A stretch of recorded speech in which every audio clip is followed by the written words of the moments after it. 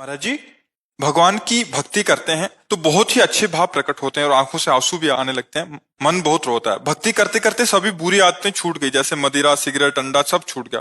पर इस शरीर से वासना खत्म नहीं हो रही, जिससे बहुत हाँ, मुझे कष्ट होता है ये और भक्ति में बाधा आती ये है। बहुत ऊंचे तक जाती है। जो काम वासना है ना, ये छोटी मोटी हस्ती नहीं है, बहुत बड़ा शत्रु है। ये बहुत ऊंचाई तक रहता है, बहुत वर्षों तक रहता है। जब तक भगवान का साक्षात्कार ना हो जाए तब तक ये रहता है। मतलब बहुत अच्छी साधना 20-50 वर्ष होने पर भी ये नष्ट नहीं होता, सूक्ष्म रहता है, तरंग की तरह। पर भगवान का दर्शन होते ही ये खत्म हो जाता है। जब तक दर्शन नहीं होता तब तक विश्वास न करे। चाहे 20 वर्ष का ब्रह्मचारी हो, 50 वर्ष से संयम से चलाओ, ये भ्रष्ट कर देगा।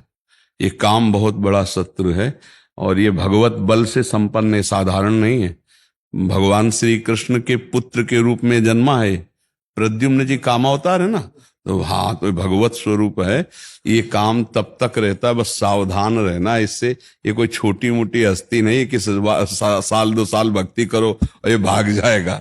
ले पास ही रहेगा आपके, और जब तक भगवत साक्षात्कार नहीं होगा तब तक ये बना रहेगा। इसलिए डरना नहीं, ये आपको भ्रष्ट नहीं करेगा, ये आपको सहयोग करेगा। ये डरा डरा के आपको भगवान की शरण में पहुंचाएगा। जैसे छोटा बच्चा घर के बाहर खेल रहा हो, पर कोई भय आ जाए तो मां की तरफ दौड़ता है ना, ऐसे भक्त का एक आश्रय तो भगवान रहते हैं।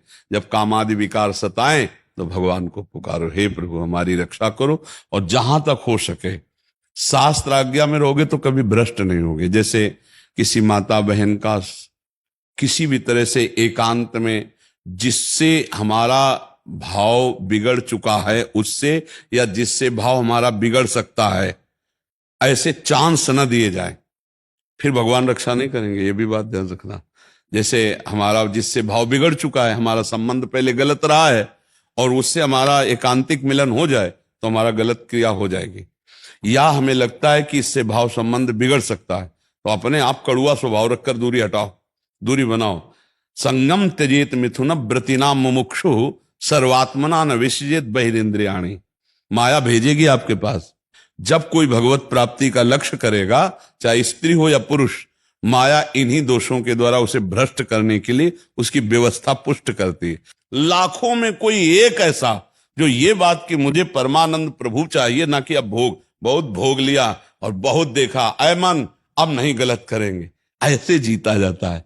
तो धीरे धीरे धीरे धीरे संयोग न बनने पावे, क्रिया न बनने पावे।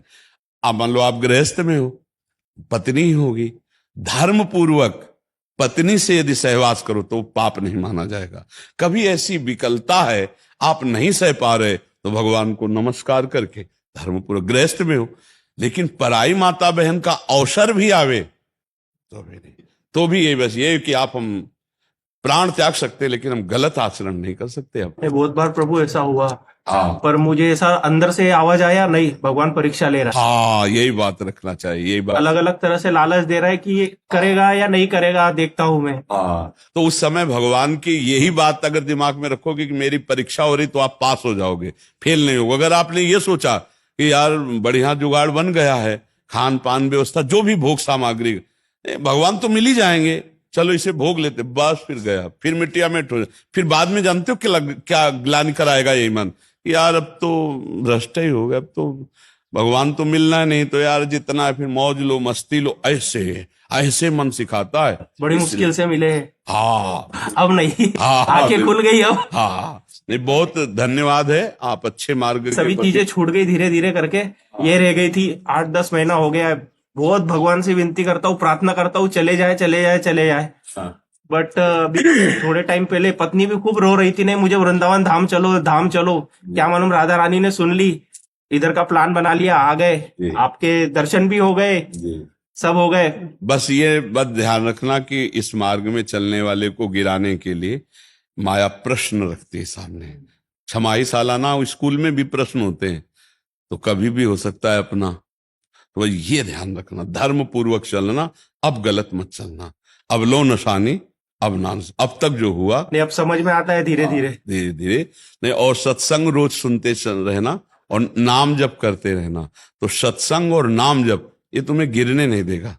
ये तुम्हारे सत्संग सुनो ना, तो जैसे रोज तलवार को पैनी करो, ऐसे ज्ञान की तलवार पैनी होती रोज। साधन को हरि भजन है, कै सत्संग सहाय। अगर संत महापुरुषों के वचन सुनते रहें और नाम जप करते रहें तो हम फिर गिरेंगे नहीं, बस चलें वैसे जैसे संत जन कह रहे हैं। जहां लग रहा है कि यहां गिर सकते हैं, वहां संयोग ही ना बैठने दे, दूरी बना के रखे। पक्का समझो, कभी ऐसा संयोग बन रहा हो तो भाग पड़ो कमजोर बन के, बलवान बन के वहां बैठना नहीं। बैठ गए तो गए, देर नहीं लगती, है बहुत बलवान है। और अगर कमजोर बन के भाग गए तो बच गए। इसमें भागना ही है, उससे लड़ नहीं सकता कोई। एक बार भगवान व्यास देव जी ने एक श्लोक लिखा कि बलवान इंद्रिय ग्रामो विद्वानमपि कर्षति। इंद्रियां बड़ी बलवान है, जो बड़े बड़े विद्वानों को भी खींचकर भ्रष्ट कर देती है। इसलिए एकांत में अपनी बहन के पास बहुत समय तक नहीं रहना चाहिए, अपनी बेटी के पास भी बहुत समय तक नहीं रहना चाहिए, और पुत्र जवान हो तो एक सैया पे एकांत में मां को भी नहीं लेटना चाहिए। तो जैमिनी जी बड़े ऋषि हैं, तो उनका प्रभु ऐसा कैसे हो सकता है कि विद्वान है वो और जानता है मेरी बहन है और बेटी है, पवित्र भाव, तो वो ऐसा कैसे कर सकता है?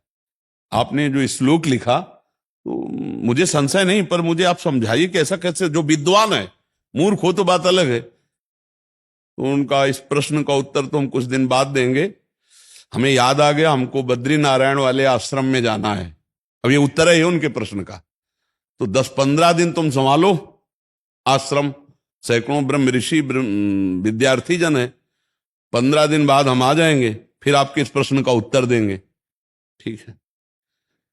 उसी शाम को हल्की सी वर्षा होने लगी। भगवान है व्यासदेव जी, संध्या का समय, और 16 वर्ष की अवस्था धारण की, श्याम रंग अरविंदाक्ष नेत्र, और छम छम करती हुई सामने आ गई। और गंगा स्नान करके सब ऋषि जन ऐसे जा रहे थे, सब ऐसे। तो जयमिनी जी के पास आई और कहा, भगवान रात्रि का समय आने वाला है, बड़ा भयावह है, मैं अपना घर भूल गई हूं, आज रात्रि अपने आश्रम में आप जगह दे देंगे क्या? उनका नहीं, गुरुदेव बाहर गए हुए हैं और सख्त आदेश है, ब्रह्मचारियों का स्थान है, या स्त्री प्रवेश निषेध। प्रभु स्त्री की बात नहीं है, मैं आपकी शरण में हूं, मेरी जान का खतरा है, मैं अकेली हूं जंगल में। और शरणागत के लिए तुम्हारे गुरुजी ने समझाया कि शरणागत की रक्षा करनी चाहिए। अब गुरुजी हैं, उनको कौन काट सकता है? जैमिनी जी ने कहा, बात तो तुम्हारी सही है कि तुम्हारा स्त्री शरीर है, अभी देखा नहीं, स्त्री शरीर है और गुरु जी है नहीं, और तुम्हारी रक्षा भी अच्छा, ऐसा कर सकते हैं कि हम अपने आश्रम में एक झोपड़ी खप रहला था, उसमें अलग आपको दे देंगे, दरवाजा लगा बंद कर, मैं भी कहूं तो दरवाजा रात्रि में मत खोलना, सुबह निकल जाना। तो उनका, जैसी आपकी आज्ञा, मेरी रक्षा हो जाएगी, चलो दूर चलो, और वो कुटिया है, जाओ दरवाजा अंदर बंद कर लो जाकर, यहां सब ब्रह्मचारी रहते। अब जाके जो संध्या वंदन करके ध्यानस्थ हुए, फिर दिमाग में आया कि हमने पूछा नहीं कि तुम रात्रि में अकेले कैसे फंस गई, आखिरकार हो कौन, कहां से आई हो, तुम्हारा ब्याह हुआ है कि नहीं हुआ है, विविध प्रकार का उसी का चिंतन होने लगा। तो ध्यायतो विषयान पुंसात संगास्तेषु उपजायते, संगात संजायते कामः, कामात् क्रोधो विजायते, क्रोधात् भवत् सम्मोहा, सम्मोहा स्मृति विभ्रमा, स्मृति भ्रंशात् बुद्धिनाशो, बुद्धिनाशात् प्रणश। पहला रोग शुरू हो गया, ध्यान।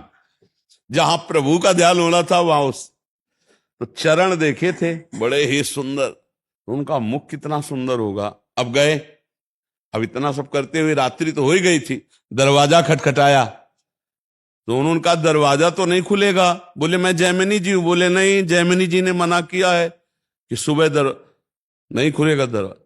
तो खपरा हिलाए थे, कोई लिंटर तो था ले खपरा हटाए, बांस हटाए, कूद गए।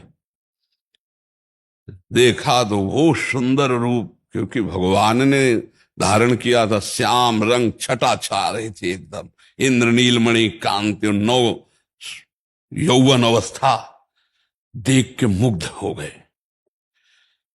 अब सब पूछना भूल गए कि तुम कहां से आई हो, क्या कुछ नहीं पूछा, तुम्हारा ब्याह हुआ है? नहीं। तो तुम ब्याह कर सकती हो? हाँ। हमसे कर सकती हो? बोले आप जैसा ऋषि मिले तो फिर क्या कहना है, ब्याह तो कर ही लेगी। तो उनका फिर ब्याह कर लो हमसे। तो उनका शर्त है, जहां आप स्नान करने गए थे वहां काली जी का मंदिर है, वहां तक अपना मुंह काला करो, हमें पीठ में बैठा लो और वहां तक ले चलो, फिर वो आम जयमाला डाल देंगी तुम्हारे। तो सोचा अंधेरे का मामला है, बोले ठीक है। काम कितना प्रबल होता है, मुंह काला किया, पीठ में बैठा ला, घुटने के बल चले। जब वहां पहुंचे तो 2 थप्पड़ मारे। तब उन्होंने देखा तो भगवान भगवान व्यास देव जी ने कहा श्लोक गलत है कि सही? बोले गुरुदेव सही है, क्योंकि इतने बड़े विद्वान जैमिनी ऋषि, तो बोले तुम्हारे लिए तो संपूर्ण जगत जननी के भाव में देखो या बेटी के भाव में देखो या बहन के भाव में देखो, तुम्हारा भाव क्यों बदल गया? इस श्लोक में लिखा है कि गलत है कि? बोले गुरुदेव पक्का सही, अब कभी जुड़ रहा। तो ये बात है कि बड़े बड़े विद्वानों की बुद्धि एकांत में संयोग प्राप्त करने के लिए भ्रष्ट हो जाती है, इसलिए बचना चाहिए, शास्त्र आज्ञा से चलना चाहिए।